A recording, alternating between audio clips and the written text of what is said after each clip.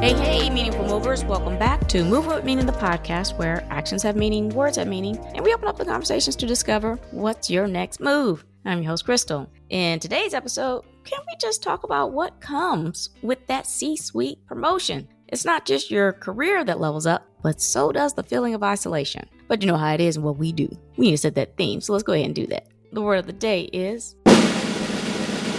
lonesome. This is not the same as being lonely, which is having a desire for a companion. Lonesome includes that, but invokes a self-reflective perception that can be felt deeply. We often get caught up in the throes of the climb until we reach a great milestone and take a look around that we notice the people we've connected with are, well, shallow. They do say it's the company you keep. That's enough of me talking. How about we introduce our guest? And there's no one better to do that than himself. Nico, why don't you go ahead and give the people a bit of background about yourself and what you're going to share with us today? Thanks, Krystal. Yeah, sharing you today. Wow. Well, yeah, it's like you said. I focus on understanding C-level, C-suite founders who have climbed the ladder and ended up at the top of the mountain and looked around and said, what am I doing here all alone? I should be, having tens of people. I'm not going to say thousands because that would be crazy, but tens of people around me that should be supporting me. And where are they? And that's what we're talking about. So I'm a confidant to highly successful entrepreneurs, CEOs, and founders. Many of those out there these days. Absolutely. And you've had your own personal experience with this, right? You're on a personal development journey, 15 years and going, right? So You had your own bout with burnout and depression. Is this at a C-suite level too for you? Well, that was still middle management. Oh, wow. So you didn't even get all the way up there before this started. Okay. No, I mean, that's so real though. Yeah. Yeah. It's the concrete wall came early, but the realization came a lot later. No, yeah, it's a journey that a lot of us go through. It's the identification of who you really are. And that's a lot about what burnout or depression is. You just walk around years and years with a big mask on your face and not being your real you. And the moment that you start being your real you, people start disappearing. That's one of the things as well when you come into these high level or high achieving leadership roles, is that at some point you are really who you are. And you think, you come up there and you get the promotion, you're standing there in the group of people who are cheering you on, you've taken that next step. But then 2 days later, 3 days later, people start asking you questions and looking for directions, and you're the man, or the woman in any case, and you have everything going on, and it's like, whoa, hold on. I used to have like 15 people around me who were my peers, and I could talk to them about these subjects that I am now doing solo. I need to run the place here. And it's fun in the beginning because, you're in the jive, you're doing your stuff. And at some point, there is another concrete wall that you meet. And this one has a lot of nails in it. It is very, very rough. And you need to climb it. Or either you destroy it or you climb it. It's one of the two. Now, what I've learned in the past is that it's a bit what you said, the people you surround yourself with. But it's not within the company. It is the people out there. And I'm not talking about friends, family, etc. No, I'm talking about those concrete people that you look up to. My grandmother always said, any human being is a human being. They have their fears, they have their consequences, they have everything that you have, maybe 10 times more or less. It's not important. The thing is that you need to find those humans that you resonate with, and you can ask them questions. I'm currently running a team that has a lot of issues, and what am I going to do, and so on. And you jump outside of the company, you ask a couple of people that are resonating with you, are in network environments with you, that you can talk to. And that's where I come in with my story. As a confidant, I talk to C-levels and founders, and they tell me their stories without any veil or any limitation or any whatever. They can tell me because I keep it confidential. And that's what they need. It's a big world out there, and there's a lot of knives on the table. And I've been in a lot of big corporations. I've been in IBM, I've been in Verizon, I've been in local smaller companies. And I can tell you, if I pull out all the knives that I found in my backpack, pardon my French, it's a shitload. Yeah. And it's just a part of your story, keep them. Don't put them away. Don't pull them out. No. Pulling out a knife from a wound is not a good idea. You need to find a surgeon first. So find your person that can be your surgeon and then yank it out and then say, okay, now let's sew it shut. But keep the knife in your backpack, because that part gives you the next step to cross over that one big concrete wall that I told you about earlier. It's all these little steps that have you challenged, have you come to a point where you need to ask questions to external. You do not have to do this alone. That's one thing that I have, emphasized so many times to these leaders is like, come on, stop thinking that you're the only person in the world. I don't know if you ever saw this image, but they made this little movie about how big the Earth was, maybe how big your country is, and then how big the Earth is, and then, going up to the moon and looking at all the planets in your solar system. Then you end up at the sun, is like humongous. And then you end up, our Milky Way is like, what? I'm nothing. But if you grow with a lot of people around you and you learn from those people and they are not within those circles that are in your company, find some. Absolutely. No problem. Within the company, you can find people that can help you, but they are doers. They are not those guys that are going to think with you. That's one of the things that I try to, emphasize a lot on, is that you do not have to do this alone. Find the people outside who can aid you in this journey. And C-level, these chief operating officer, executive officer, chief executive officer. Wow, this is a baby that was born. Chief executive officer. They come up from maybe even from the floor. Mm-hmm. They grow into a company and they become team lead, then they become manager, then become director, then become vice director or vice president, and then suddenly they're bombarded to being CEO. In a whole pathway that they went up, they met a lot of people. They had a lot of competition because everybody's striving to get on the top of that mountain. They had a lot of competition. So they either made them friends, work friends. I'm really showing the big brackets here. Work friends, nobody's your friend at work. Forget it. Be honest with yourself. Nobody's your friend. They are companions on the road to whatever you're going in your job. All those people that they've worked with before, they have to learn to detach from them at that level. They do not have to be alone, but they need to detach from the people that they used to work with, because now they're part of your team. You're the one leading them. And that's detachment. It's a bit like the wolves. If you compare it to a wolf pack, the alpha male is always in the back of the track. They're not at the front. The older wolves, they're walking in the front because they're the slowest ones. So they kind of set the pace. Now, as a C-level or a founder, you're supposed to be at the back of the pack because the rest of the guys or ladies are the experts. Those are the people who know how to do the stuff. You're supposed to be guiding them from the back and pushing them forward. That's your job. You're not there to be friends. You're not there to do anything like that. You should be aware of that. Again, find people outside the organization that can aid you in with those, personal feelings. Yeah. Show them, talk about them, because you are only human. Don't make yourself anything otherwise in your mind. You're human and you need to talk about these things and you need your pack, but find them. And that's one thing that I have as a major message that I wanted to bring to you today is when it comes down to this loneliness or isolation or anything like that, do not compare it to private things.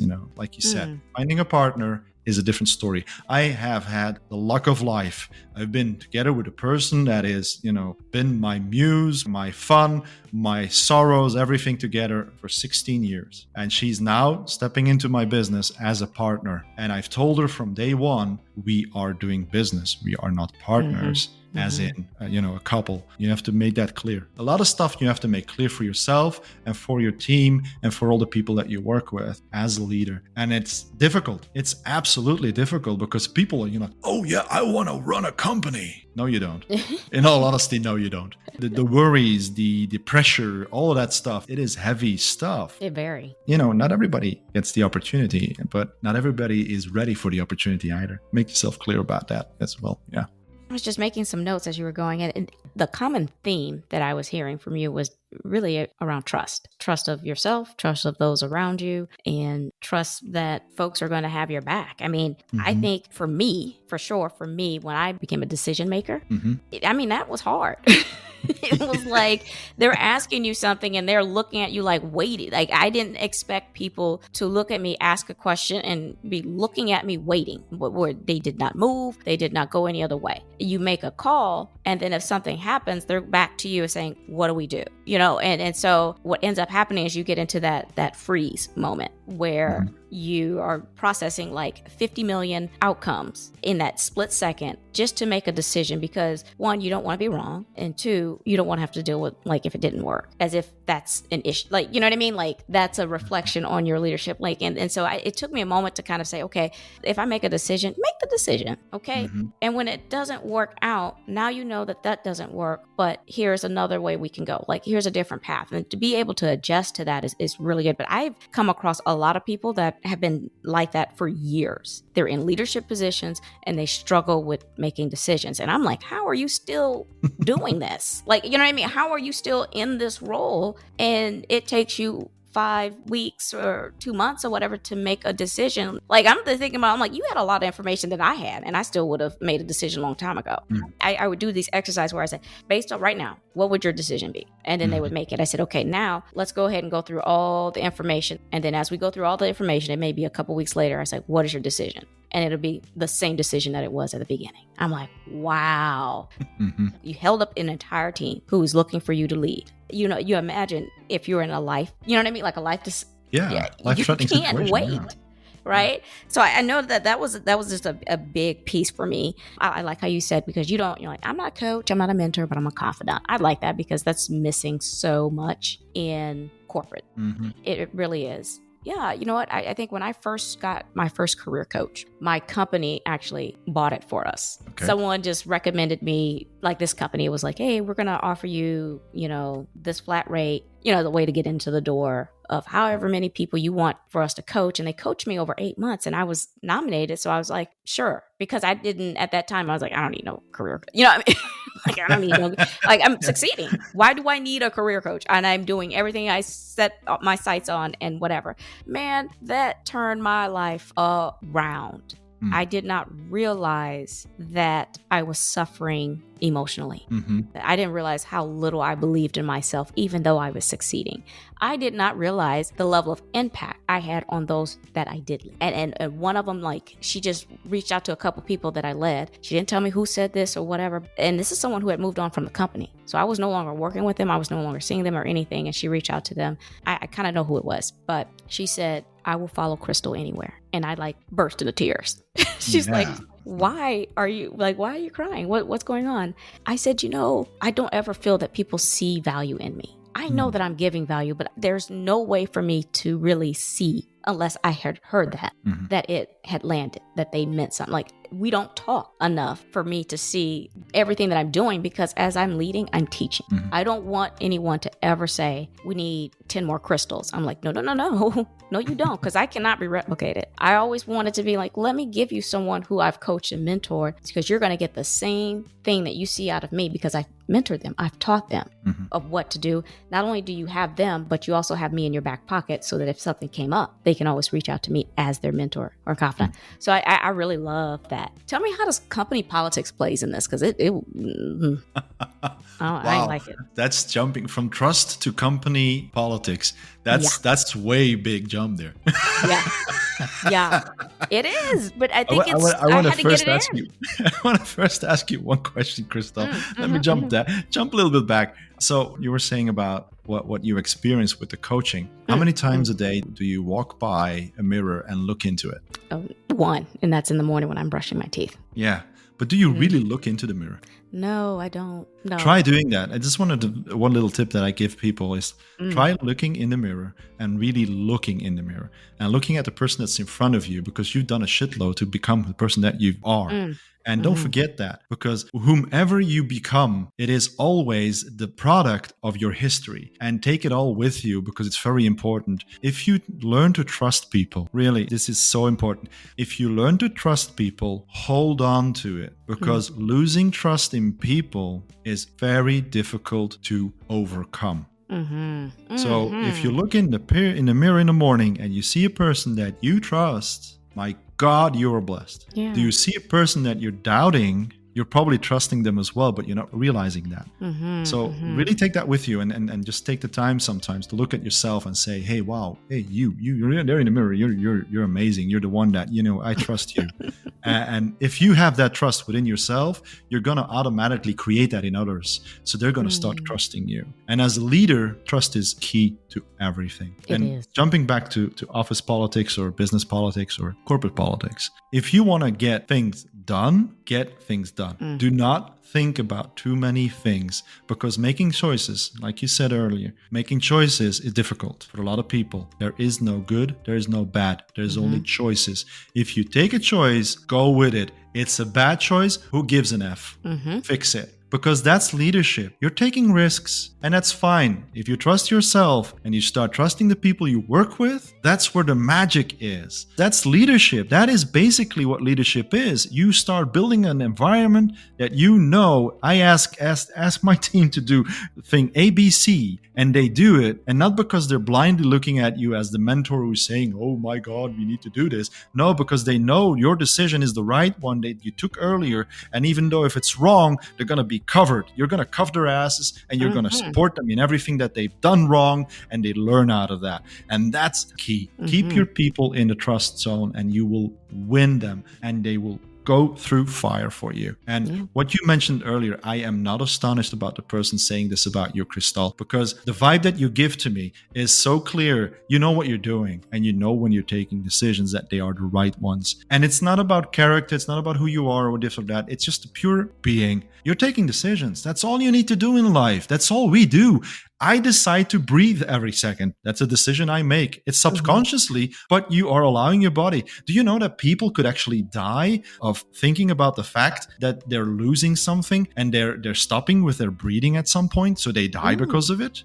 Breathing is a choice. Eating is a choice. Getting up in the morning is a choice. Everything you do is a choice, because you want to move forward. So as long as you're getting up in the morning and trusting yourself and doing all these beautiful things, you're going to be a magnificent leader, because the first person that you need to lead is yourself, not your team. It's yourself. And that's what C-levels need to learn as well. They need to understand that even though they're isolated, they are leaders of themselves. So that's the first team that they need to manage. All the rest of them, it's just second phase. It'll come. You start doing your first thing. That's you. Trust yourself. Love yourself. Act on yourself. Do the things that you need to do to become better. Clean up the knives in your back. Stitch them up. Put them in your backpack. Learn from them. Don't be resentful. Start using them as lessons learned and use them as extras for your people. It's so freaking important. And office politics is BS. It is all an illusion. It is just something that was created at some point. And as long as you yourself are trustworthy and you do what you say, you commit to something, you commit to the fact that your team is running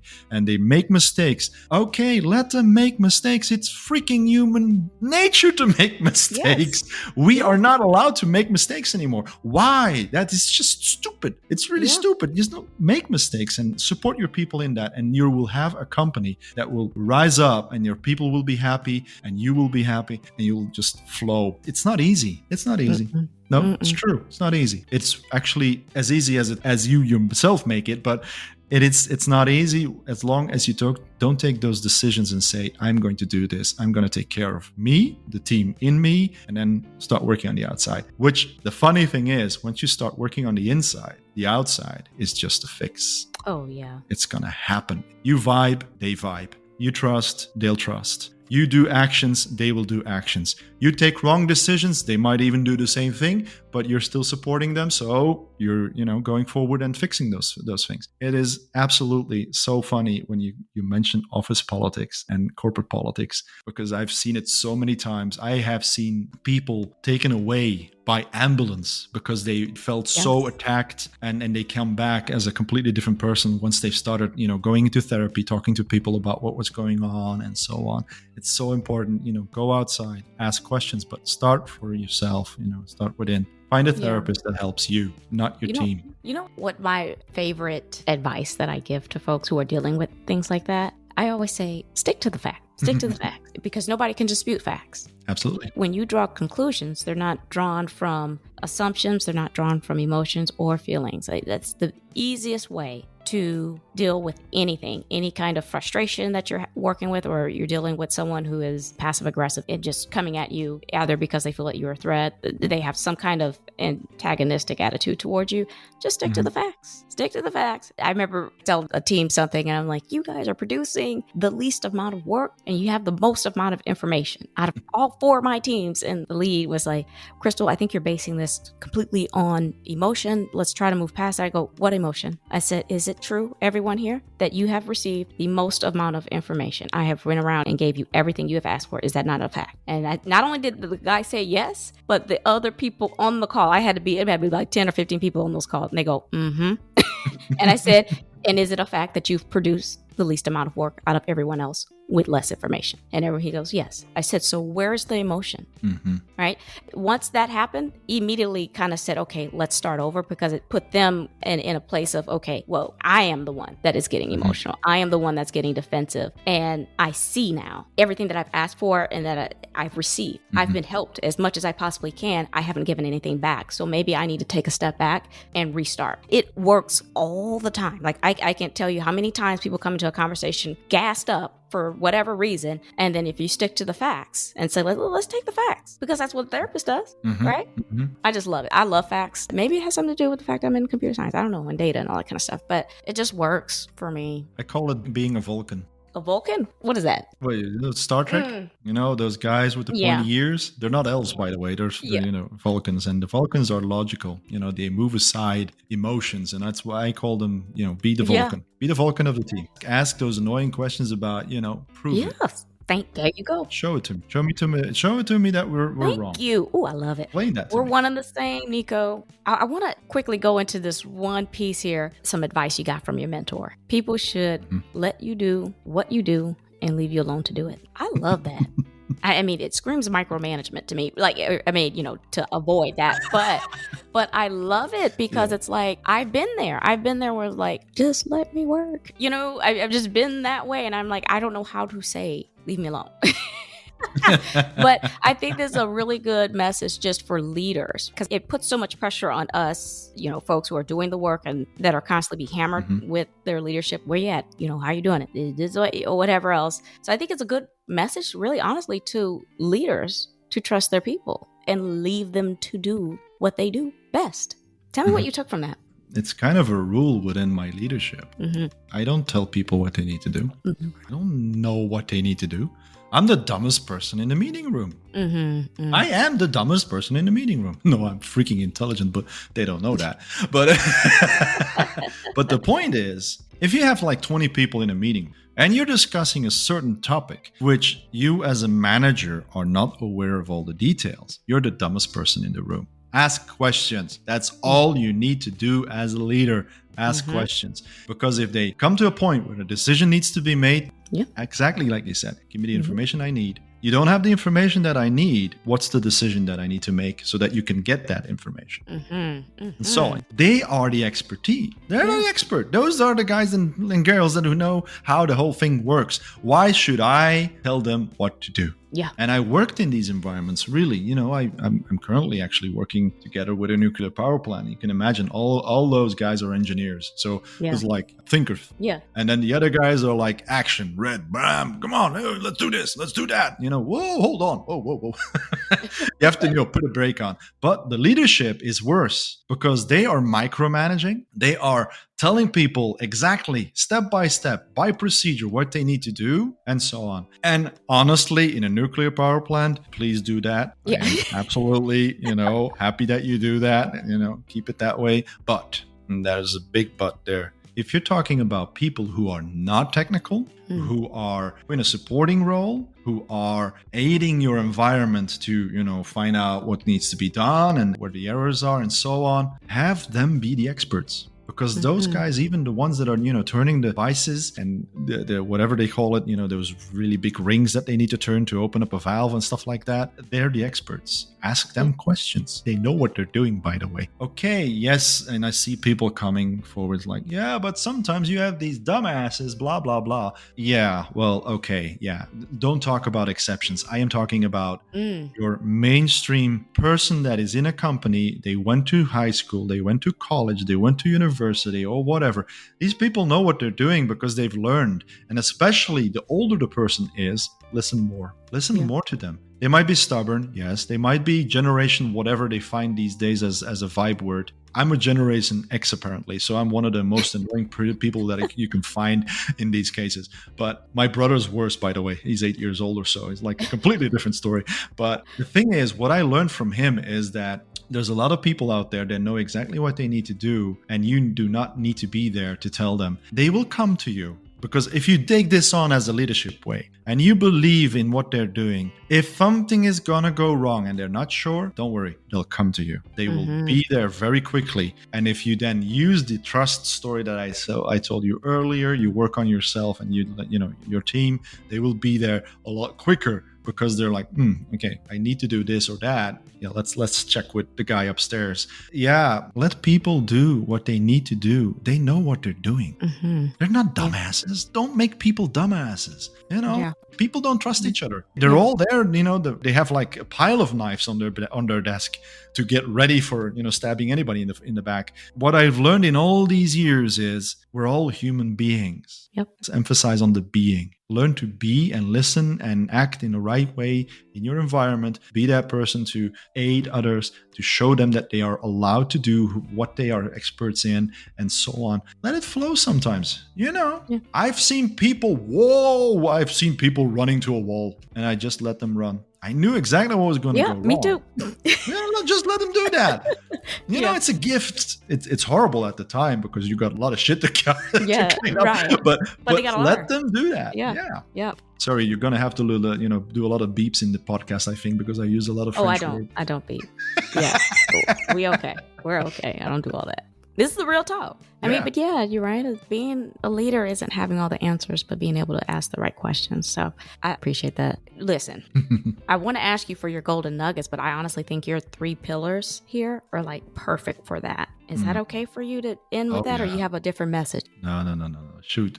Bring them on. All right. So we're going to end here, Nico, with his 3 pillars. They have him kind of give us a quick summary of them, but radical truth, deep connection, and enjoying the journey instead of the destination. You want to go ahead and sum that up for us? Oh, yeah. Radical truth is learning to listen and speak to each other in a beautiful, truthful way. Stop hiding. Just say what's going on and you'll fix things a lot quicker. Automatically, when you start doing that, you get deep connection. We are in a world where opinion is thrown all over and slandered all over this thing called internet, social media, whatever system that you might find, even podcasts. Absolutely. You must be honest on that one. Making a deep connection. We've had 2 conversations. So we had this one and a previous one. And we vibe. We understand each other. This is the first step in deep connection. It's really get a good conversation and talk about it. Listen to each other and talk about it. Get that connection. And it's not friendship. Don't make an illusion. It's deep connection. It is at a human being level. We are here as 2 entities, experiencing a human life. Let's go that way. And now, the top of the bill, the most important thing that you need in the whole freaking thing of your life is enjoy this journey. Sitting here, listening at this podcast, listening at Krystal, and subscribe. Do the first thing right now, 5-star. You know the drill. You know what I need to do. Just do that because this is an amazing podcast, and just being here, enjoying this conversation, getting all this beautiful information. Am I telling you the truth? I have no idea. I don't have all the truth in me. It's not possible. I strive to have all the truth and get truthfulness out of it. But enjoy this. Enjoy this sitting in the chair listening to this podcast. And if you're driving somewhere, enjoy the drive. Look outside. There's a sun shining or there's rain. It's all the same. It's just a beautiful thing that you are enjoying. Don't think about your destination as the only thing that you're looking for. If you're striving for a management position, go for it. But enjoy the path that you're taking towards that management position. C-level, founder, starting a business. Enjoy the freaking road. Don't enjoy the destination, because if you're there, you're there, and that's it. There's nothing more. It's like a gold medalist. I love taking this as an example. Do you know, Krystal, and this is a heavy one, to finalize this podcast, I need a heavy one. 70% of gold medalists end their lives. No, I didn't. Don't quote me on the numbers, but it's very high. Mm-hmm. Why is that? They have strived either from very young or over the years. They have strived to become gold medalists. They have the opportunity every 4 years. So it's very unique. It's not like a world championship where you can maybe even get it every year. Michael Phelps, our beautiful swimmer in the US, he got a lot of medals. This guy, repetitive. Okay, a lot of people get their gold medal once in their lives. They strive so much for that gold medal. They have lived for it. They have acted for it. They have habits for it. They left people behind, loved ones they have lost on that path, and they come to that top of the mountain. They get this golden plate on their chest. They kiss it once, and there are 3 reactions. Either they make a big party and that's it. They move on with their lives and they're happy and they go for other things. Second way is like, is this it? Is there nothing more? I've been striving for this so long. And then you have the third reactions, which is usually a person that has gone so long. And the pity is they've gone so long for only this that they actually end it because they don't see the next step. Don't be that person. Be the person that enjoys all the time before you get the golden medal. Don't even strive for that gold medal. Put it up there. Make your goals so freakishly big, they're unachievable. But go for that and enjoy that step-by-step path. I've learned one thing, and that is I am still enjoying every step that I'm taking. Our conversation, I enjoyed it. Thank you so much, Krystal, for giving me the opportunity to bring these 3 pillars to the board and maybe inspiring one person that listens today. Ooh, it's going to be more than one. You have that effect. Let's bring up the ego a little bit and say, yes, please. Yeah. So that's the episode today. You never really link feeling alone with career success, do you? It's such a quiet suffering that the association seems obtuse. Yet it is so common that we end up losing the support that we need at the cost of maintaining the put-together appearance. I always have this picture in my mind of a hand reaching down to me, open, waiting, wanting. It was always so difficult for me to reach up and take it because I thought it meant that I was undeserving of the success or I wasn't built for it. How wrong I was. That's why I appreciate Nico for sharing his story and how being a confidant can be the difference between long-lasting success and disillusionment. His passion is rooted in his own experience and commitment to helping others. Just remember, when you reach for the stars, take hold of the hand to help you get there. I love it all, and so will someone else. Before I let you go, Nico, why don't you go ahead and remind the people who you are, where they can find your resources and reach out to you. Well, you can find me on nicovandevenne.com. I have a unique name, so you'll probably find me. And find me on LinkedIn right there, the same name. Or, ask Krystal for my data. She'll give it to them.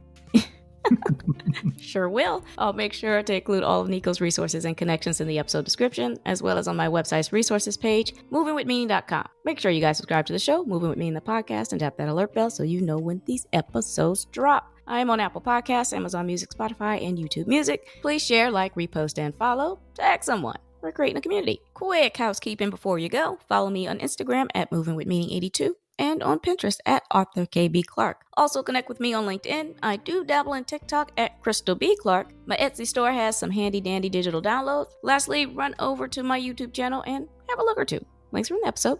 Alrighty, I'm Krystal on Moving With Meaning the podcast, reminding you to take it one step at a time. All moves have meaning. Check y'all later.